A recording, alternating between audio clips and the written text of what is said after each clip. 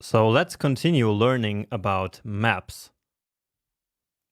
So in the last video, we created an empty map and then added elements to it by using the set method. Remember? However, there is actually another way of populating a new map without having to use the set method. And I prefer that because the set method is a bit cumbersome when there are a lot of values to set. So instead, we can create a new map like this. So I'm going to call this one question, because now we're implementing something like a quiz. So in a very simple way. So new map. And then here we can pass in an array. And this array itself will contain multiple arrays. And in each of these arrays, the first position is going to be the key, and the second position is going to be the value. So let's do that. So let's say question, and then what is the best programming language in the world? So this is basically the first entry of this question map. So before we would have used the set method and then this as the first argument and this as the second. But now we can simply specify this array of arrays in this way. Now, next up, I want to specify the options for the answer, basically. And so I can simply do that by their number. So the first answer is going to be C. So C, the programming language. The second will be Java. And the third will be, of course, what else? JavaScript.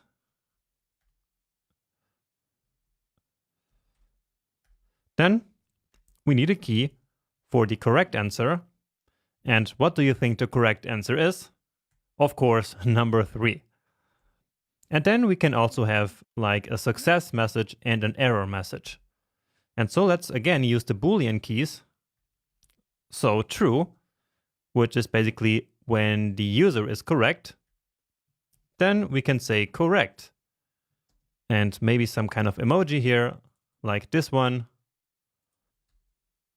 But if it's wrong, so if the answer is false, then try again. All right.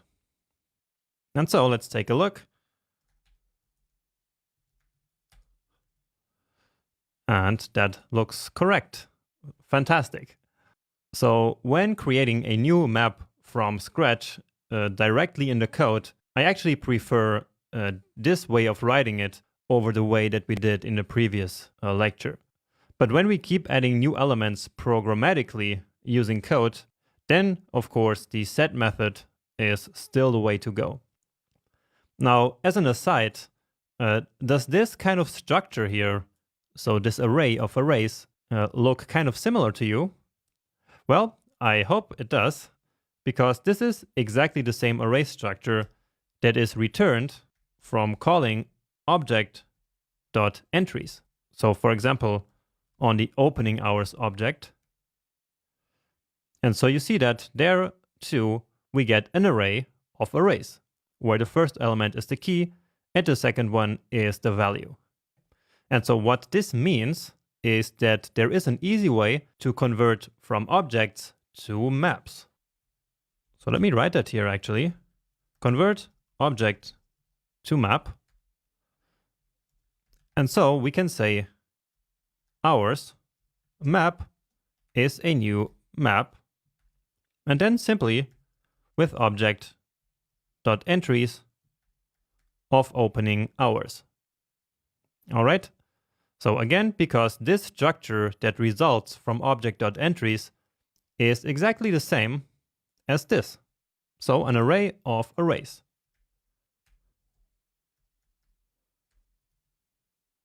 So indeed, now we have a map here.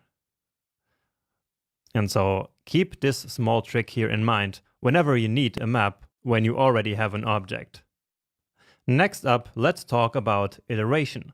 And iteration is possible on maps because, as we already know, maps are also iterables. And so the for loop is also available for them.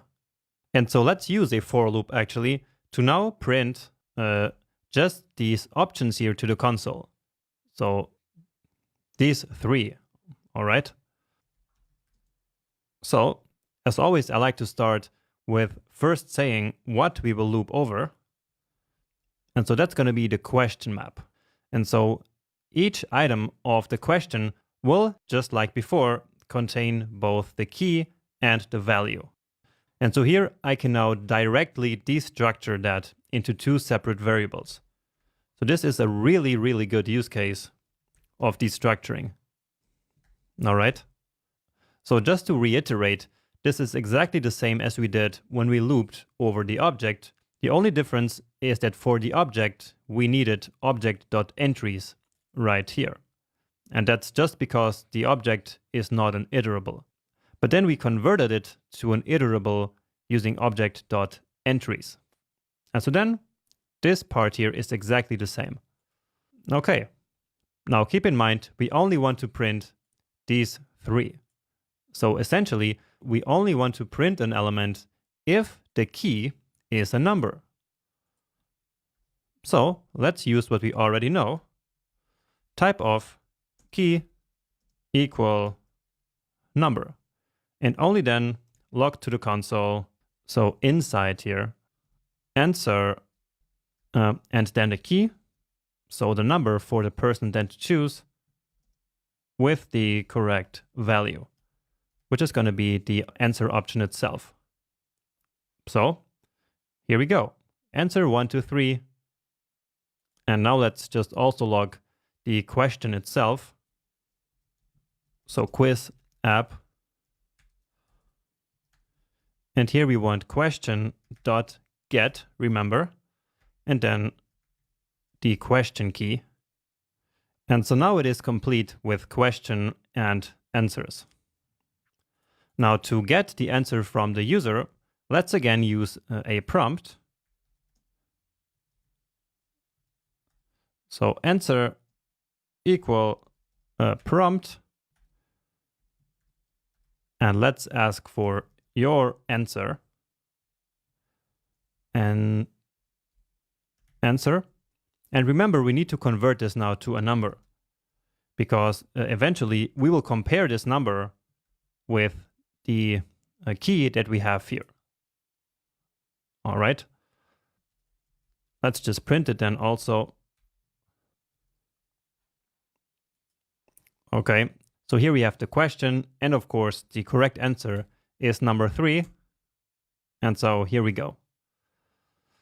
And now we can use the power of the Boolean keys here in order to print either the success message here or the error message, basically.